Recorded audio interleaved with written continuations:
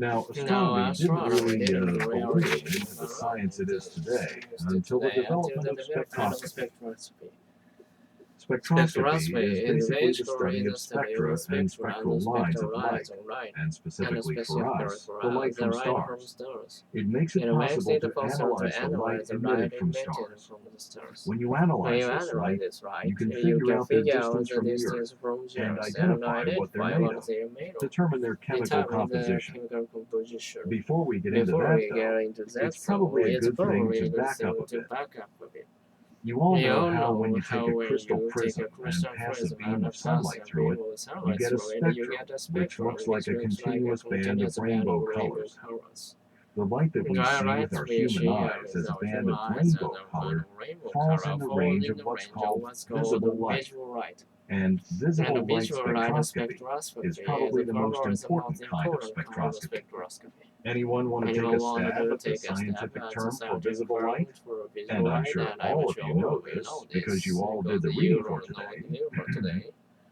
Optical radiation. But I thought being exposed to radiation is dangerous. Yes and no. Yes and no. If you're talking about radiation, like in the element uranium, yeah, that's dangerous. But radiation as a general term actually refers to anything that spreads away from its source. So optical radiation is just visible light energy spreading out. Okay, so we've got a spectrum of a beam of sunlight, and it looks like the colors bleed into each other. There are no interruptions, just a band flowing from violet to green to yellow to... You get the idea.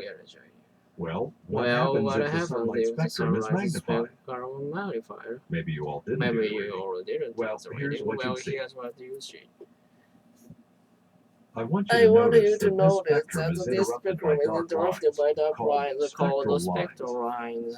If you really magnify the spectrum of the sunlight, you could identify more than 100,000 of them.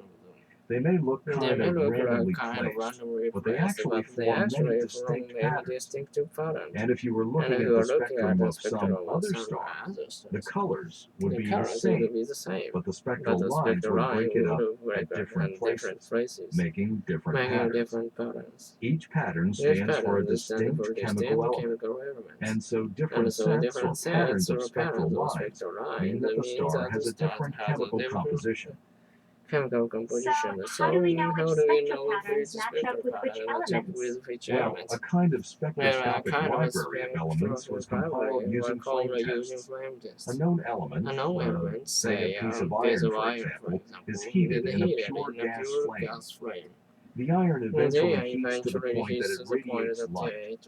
This light is passed through a prism, which breaks it up into a spectrum, and a unique pattern, kind of like a chemical fingerprint of spectral lines for that element appears. This process was repeated over and over again for many different elements, so we can figure out the chemical makeup of another star by comparing the spectral pattern it has to the pattern of the elements in the library. Oh, an interesting story about how one of the elements was discovered through spectroscopy. There was a pretty extensive library of spectral line patterns of elements, even by the 1860s. A British astronomer was analyzing a spectrograph of sunlight, and he noticed a particular pattern of spectral lines that didn't match anything in the library. So he put two and two together and decided there was an element in the sun that hadn't been discovered here on the Earth. Any guesses about what that element is? It's actually turned out to be pretty common, and I'm sure all of you know it. Okay, let's try something else. Any of you happen to be familiar with the Greek word for sun by any chance? Something like Helios, or something like that.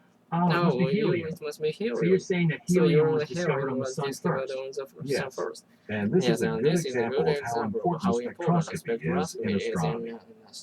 Now,